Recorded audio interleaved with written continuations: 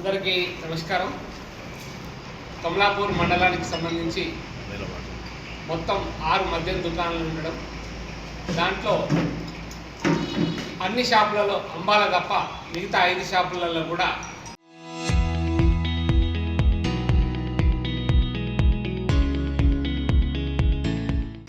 ప్రభుత్వ నిబంధనల ప్రకారం ₹1 ఎక్కువ అమ్మినా కూడా షాప్ సీజ్ చేసే అధికారం ఉంటుంది.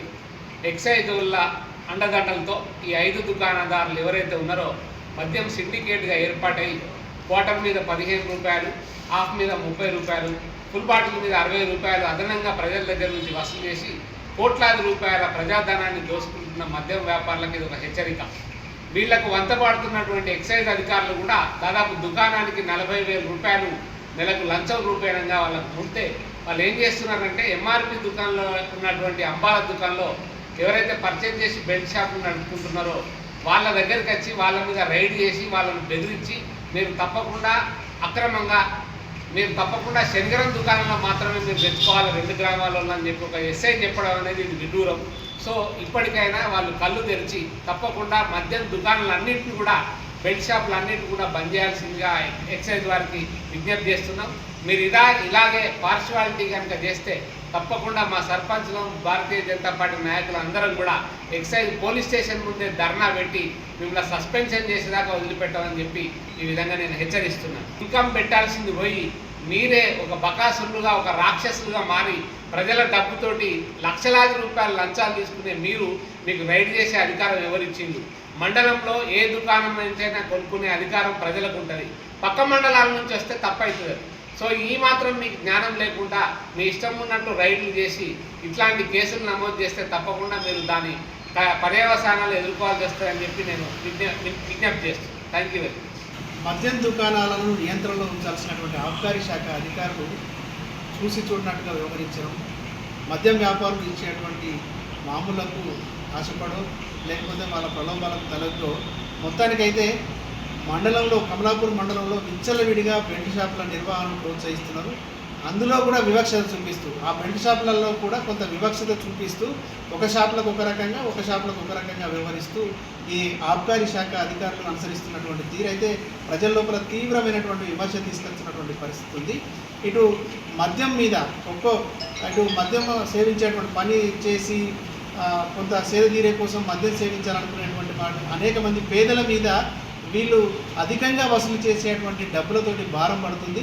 అటు మద్యం వ్యాపారుల నుంచి వెళ్ళి బెల్ట్ షాపుల వాళ్ళు కొనుగోలు చేసేందుకోసం ఒక్కో ఫుల్ బాటిల్ మీద ₹60 వరకు ఎక్కువగా వసూలు చేసి ఇటు అమ్మకానికి ఇంకో ₹60 అదనంగా, అంటే ఒక్కో ఫుల్ బాటిల్ మీద దాదాపుగా ₹120 వరకు అదనంగా వసూలు చేస్తున్నటువంటి పరిస్థితి. ఒక బీర్ సీసా మీద దాదాపుగా ₹60 వరకు అదనంగా వసూలు చేస్తున్నటువంటి పరిస్థితి. దీంతో మద్యం ప్రియుల మీద తీవ్రమైనటువంటి భారం పడుతుంది. దీన్ని నియంత్రించాల్సినటువంటి ఆబ్కారీ శాఖ అధికారులు పట్టించుకోకుండా వ్యవహరిస్తున్నారు. కమలాపూర్ గ్రామ పంచాయతీ లోపల మద్యం దుకాణాలను నిషేధిస్తూ జనరల్ బాడీ లోపల తీర్మానం చేయడం జరిగింది. ఆ కమలాపూర్ గ్రామ పంచాయతీ తీర్మానం చేస్తే కనీసం కమలాపూర్లో ఉన్నటువంటి బెల్ట్ షాపులను నియంత్రించేందుకోసం చర్యలు చేపట్టాల్సినటువంటి అధికారులు కమలాపూర్ను వదిలేసి అటు గూడూరు, మరిపేరుగూడలో వాళ్ళకు అనుకూలంగా లేనటువంటి వాళ్ళ మీద దాడులు నిర్వహించినటువంటి విడ్డూరంగా ఉంది. అటు మద్యం వ్యాపారులను కూడా ఆలోచించుకోండి. ఈ బెల్ట్ షాపుల కారణంగా విచ్చలవిడిగా గ్రామాల లోపల బెల్ట్ షాపులు ఉండడం, అధిక ధరలకు విక్రయిస్తుండడంతో అనేక అసాంఘిక కార్యకలాపాలు చెలరేగేటువంటి పరిస్థితి ఉన్నది. అటు రోడ్డు ప్రమాదాలు కూడా పెరుగుతున్నటువంటి పరిస్థితి ఉంది.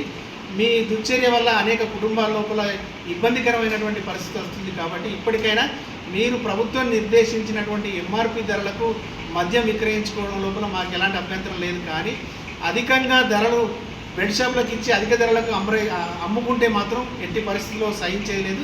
భవిష్యత్తు లోపల బెల్ట్ షాపులను పూర్తిగా నిషేధించి కమలాపూర్ మండలంలో బెల్ట్ షాపుల రహిత మండలంగా తీర్చిదిద్దడం కోసం మీరంతా కూడా సహకరించాలని మీకు విజ్ఞప్తి చేస్తున్నాం. కాదని ఇంకా బెల్ట్ షాపులను కనుక నిర్వహించేటువంటి చర్యలు కనుక మీరు చేసినట్లయితే ఆందోళనకు కూడా సిద్ధపడతామని చెప్పి తెలియజేస్తున్నాం.